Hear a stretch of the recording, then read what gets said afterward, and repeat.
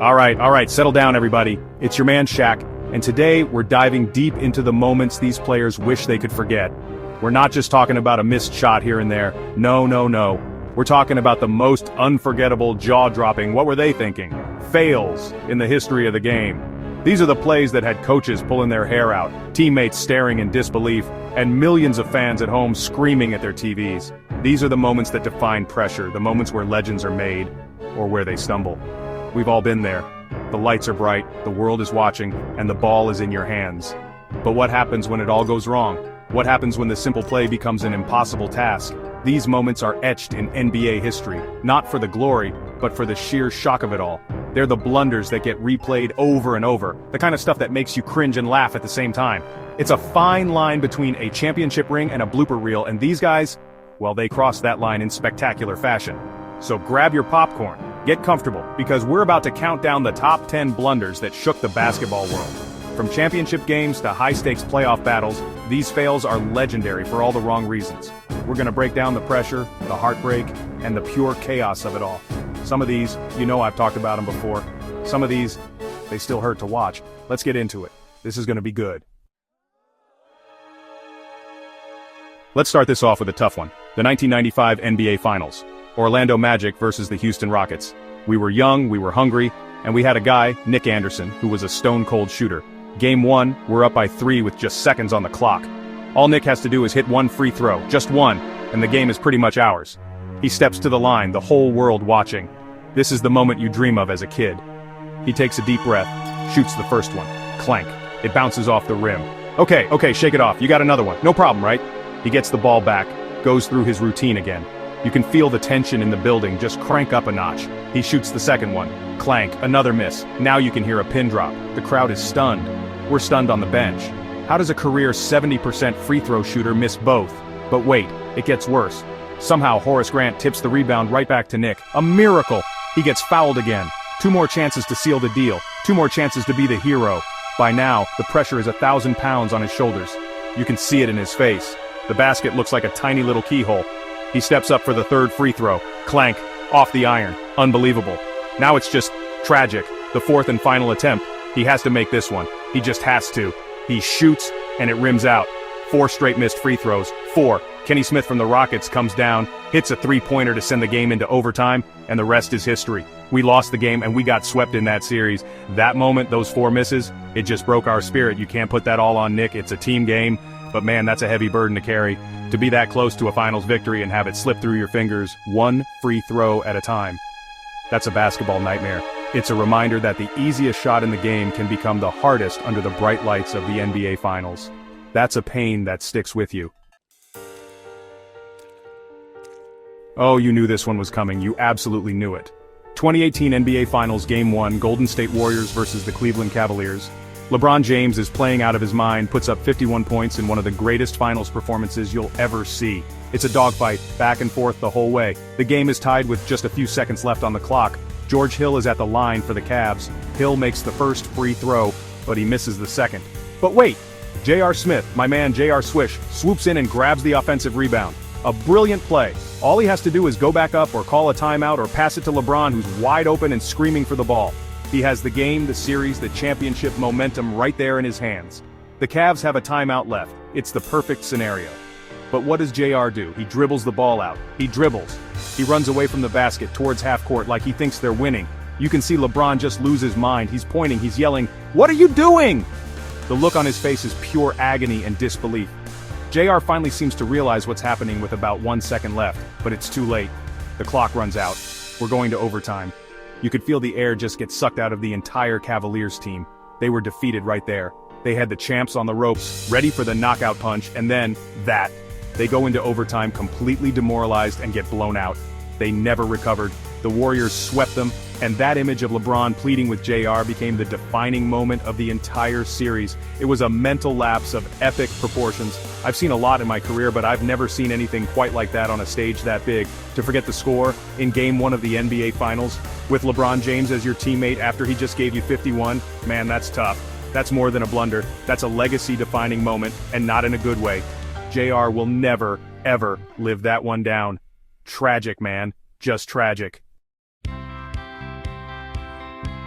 Now let's take it back a little bit to the college game, because some fails are so big they transcend the pros.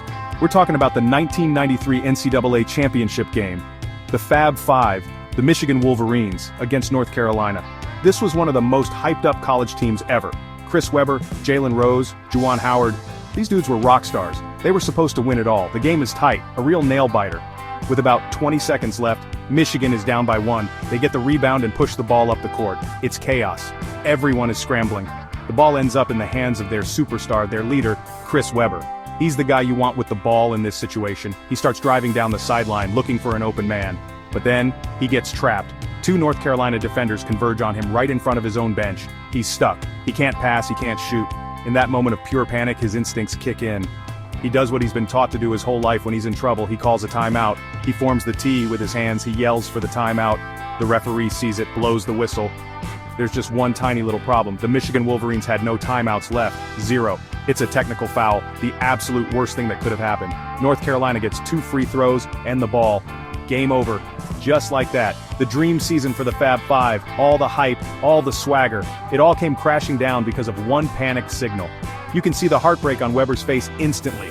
He knows what he did. He just collapses into his teammates' arms. It's one of the most gut-wrenching moments in sports history, to lose a championship game that way. It's brutal. It followed him for years. It just goes to show you, no matter how talented you are, in the heat of the moment, the pressure can make you forget the most basic things. A tough, tough lesson to learn on the biggest stage. Let's talk about a team failure. Because sometimes, it's not just one guy, it's a whole squad that just falls apart. 2008 NBA Finals. The classic rivalry renewed, my old team the Lakers versus the Boston Celtics. The Lakers are up 2-1 in the series, and they're at home for Game 4. They come out on fire, absolutely dominating. By the second quarter they're up by 24 points. 24. At that point, everyone in the building, everyone watching at home, thinks this game is over. The Lakers are about to go up 3-1, take a stranglehold on the series, and probably cruise to a championship. Kobe's got that look in his eye. They're clicking on all cylinders. It was looking like a blowout, a statement game. The Celtics looked lost. They looked tired. Paul Pierce, Kevin Garnett, Ray Allen, they had no answers. But then, something shifted. The Celtics came out of halftime with a different energy. They started chipping away, a little run here, a key defensive stop there. The Lakers, on the other hand, got complacent. They got comfortable. They started playing like they'd already won. The 24-point lead shrank to 18, then 12, then single digits. You could feel the momentum swinging like a tidal wave building up. The fourth quarter was a complete disaster for LA. They couldn't buy a bucket. They were turning the ball over. The Celtics, meanwhile, were playing with incredible heart and desperation. Ray Allen was hitting big shots. James Posey was making huge defensive plays. The crowd at Staples Center went from celebrating to panicking. The lead vanished completely, and Boston took control. The Celtics ended up winning the game, completing the biggest comeback in NBA Finals history since 1971. It was a total collapse by the Lakers. They blew a 24-point lead at home in the finals. That loss didn't just cost them the game, it broke their spirit. Boston went on to win the series in 6 games, and that Game 4 collapse was the turning point. It was a lesson in never letting your foot off the gas, especially against a team of champions. This one still hurts Knicks fans to this day. It's 1993, Eastern Conference Finals, New York Knicks versus Michael Jordan and the Chicago Bulls. This was the Knicks' year. They had the best record in the East, they had home court advantage, and they had a tough physical team led by Patrick Ewing. They really believed they could finally slay the dragon and get past MJ. It all comes down to Game 5. The series is tied 2-2. The game is in Madison Square Garden, the mecca of basketball. It's a brutal, hard-fought game. With under a minute to go, the Knicks are down by just 1 point. They have the ball and a chance to take the lead. The ball swings to Charles Smith right under the basket. He's got position. This is it. This is the moment. He goes up for the layup. And Scottie Pippen blocks it. Okay, but Smith gets the rebound. He's right there again. He goes up a second time, and Horace Grant gets a piece of it. He gets his own rebound again. A third chance. He goes up, and Michael Jordan himself comes over to challenge the shot. It's blocked or altered again. He gets it a 4th time. The crowd is going insane. He goes up one last time, and Pippen swats it away for good. 4 chances, 4 straight attempts right at the rim. And he couldn't get the ball to go in. It was unbelievable. The Bulls get the ball, the Knicks are forced to foul, and Chicago hangs on to win the game. They took a 3-2 series lead and closed it out in the next game. The Knicks' dream season was over. All of that hope, all of that grit, vanished in a flurry of blocked shots under their own basket. People blame Charles Smith, but you gotta give credit to the Bulls' defense. Pippen, Grant, Jordan, they just wouldn't let him score. But still, to have that many opportunities, that close to the hoop, with the game on the line, and to come up empty every single time, that's a fail that will haunt a player, a team, and a city forever. It was the epitome of so close, yet so far. Let's fast forward to the modern era, 2018 playoffs, first round, Oklahoma City Thunder versus the Utah Jazz. This was a heated series. You had Russell Westbrook, Paul George, and Carmelo Anthony on one side, and the young phenom Donovan Mitchell on the other. It was superstar power against a tough, disciplined team. OKC is fighting to stay alive, down 3-2 in the series. Game 6 is in Utah, a tough place to play. It's a close game down the stretch, as you'd expect. With under 30 seconds left, the Thunder are down by 3. They need a stop and a score. But then, a miracle happens. Paul George gets fouled shooting a three-pointer, 3 free throws, a chance to tie the game with 1 trip to the line. For a superstar like PG, an 82% free throw shooter, this should be automatic. He steps to the line. The Utah crowd is going absolutely bonkers, trying to get in his head. He takes the first one, and misses. You can see the confidence just start to waver a little bit. Okay, shake it off, you still have 2 more. You can cut the lead to 1 and give your team a chance. The pressure is immense. He gets ready for the second free throw, he shoots, and it rims out. Another miss, 2 straight misses. Now, it's a full-blown disaster.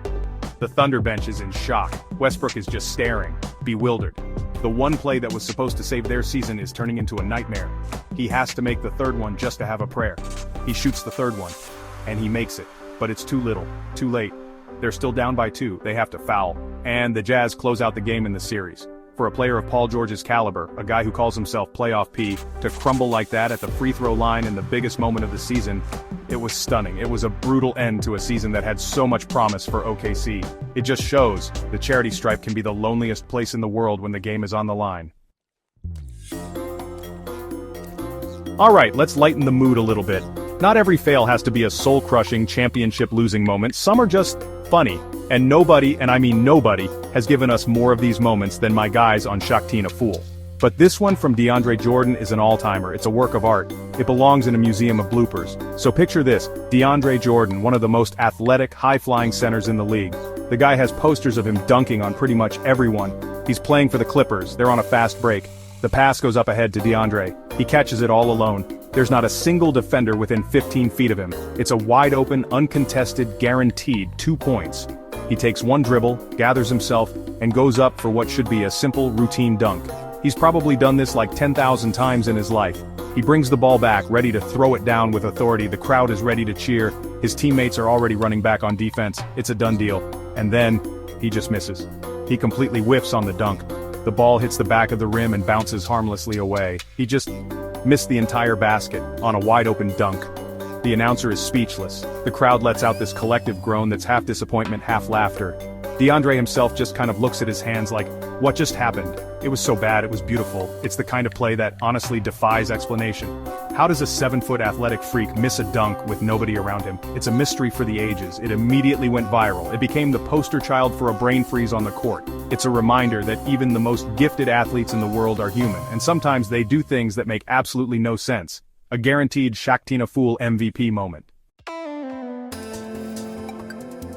You can't have a list of NBA fails without dedicating a special chapter to the GOAT, the master, the legend himself, JaVale McGee. This man is not just a player, he's a content creator. He's the founding father of Shakti Fool. Trying to pick just one JaVale blunder is impossible. It's like trying to pick just one grain of sand on the beach. So we're gonna talk about a sequence, the quintessential JaVale experience. I'm talking about the back-to-back-to-back blunders. It was during his time with the Wizards. In one game, I'm not kidding, he had a sequence where he blocked a shot, got the rebound, and then, instead of passing it to his point guard John Wall, he decided to lead the fast break himself. He's dribbling up the court like he's Magic Johnson, loses the handle, and turns it over. Okay, one mistake, it happens. But then, on the very next defensive possession, he gets completely lost. He's guarding no one, just standing in the middle of the paint looking around like he's waiting for a bus. His man cuts backdoor for the easiest layup of his life.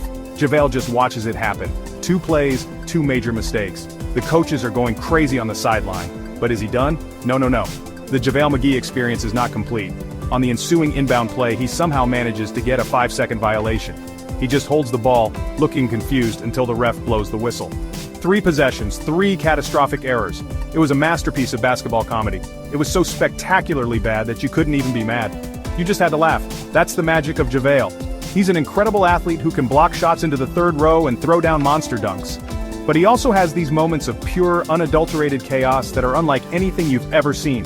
He won championships with the Warriors and the Lakers, so he got the last laugh.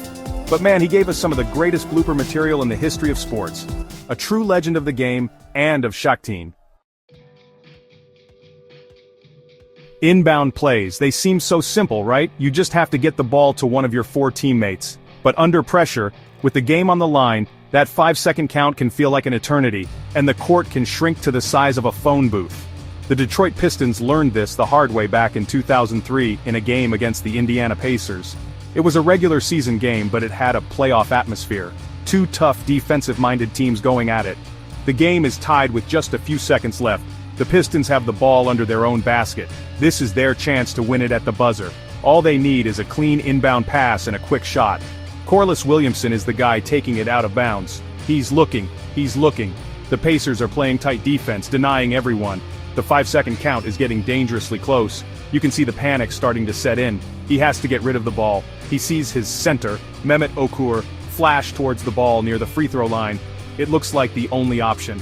So, Williamson just lobs the ball out there, kind of a hopeful, desperate pass in Okur's direction, but there's a problem. A big problem. His pass has no zip on it. It's a slow, looping floater. And lurking right there, reading the play the whole way, is the Pacers' Kevin Ollie. He sees the lazy pass coming from a mile away. Ollie jumps the route like a free safety in football, intercepts the pass cleanly, takes one dribble, and lays it in at the buzzer to win the game for Indiana. The Pistons are just left standing there, completely stunned. They went from having the game-winning possession to losing on a buzzer beater because of one terrible inbound pass. It was a complete disaster, a total breakdown in execution at the worst possible moment, a brutal way to lose a basketball game. We're back with the New York Knicks. My condolences to their fans, but they make for great content. This one isn't about the pressure of the finals, it's about a moment of miscommunication so bad it became an internet meme. It's 2012, the Knicks are playing the Wizards. They're on a fast break, a 2-on-1. It's Baron Davis, a veteran point guard, and the rookie, Iman Shumpert. This should be easy money. A simple bounce pass for a layup, or a lob for a dunk. It's the most basic play in basketball. Baron Davis has the ball, Shumpert is streaking towards the rim, pointing to the sky. He wants the lob. He's ready to put on a show for the Madison Square Garden crowd. Baron sees him. He knows what to do. He goes to throw the alley-oop. But this isn't just any alley-oop, he tries to get fancy with it. He tries to bounce the ball for the alley-oop. Now, a bounce pass alley-oop is a high-risk, high-reward play. It has to be perfect. The timing, the angle, the height of the bounce, everything has to be just right. This was not just right. Baron bounces the ball, but he puts way too much power on it. And the angle is completely wrong. The ball sails way over Shumpert's head. It doesn't just miss him, it flies out of bounds and lands somewhere in the third row of the stands. Shumpert just runs past the basket, looking back in confusion. Baron Davis just throws his hands up. It was a complete and utter failure. The best part was the reaction. The announcers are dying laughing. The crowd groans. And it instantly became a classic blooper. It was the perfect example of trying to do too much. Instead of just making the simple easy play for 2 points, they went for the highlight and ended up with a turnover and a spot on every blooper reel for the next decade. Sometimes you just gotta keep it simple, stupid. KISS. Keep it simple, stupid. And there you have it. 10 moments of pure, unadulterated failure. From championship dreams dashed by missed free throws to simple dunks gone horribly wrong, these plays are burned into our memories. They show that even the greatest athletes on the planet are human. In the heat of the moment, under the brightest lights, anything can happen. These aren't just mistakes, they are stories. They're cautionary tales about pressure, focus, and sometimes, just plain bad luck. They make us cringe, they make us laugh, but most of all, they make the successes and the championships that much sweeter. These blunders, as painful as they were for the players involved, have become an unforgettable part of the NBA's rich history. They're the plays we talk about with our friends, the clips we rewatch online, the moments that remind us why we love this game, because it's unpredictable and dramatic. The line between hero and GOAT is razor thin, and these moments prove it. They are just as much a part of the league's legacy as any game-winning shot or championship celebration. They are the other side of the coin of greatness. But that's just my list. I know you've got your own picks. What did I miss? What's the biggest NBA fail you've ever seen? Drop a comment below and let me know. Let's debate it. And if you want more deep dives into the most dramatic moments in basketball, make sure you hit that subscribe button. Thanks for watching. I'll see you next time. Don't be like these guys.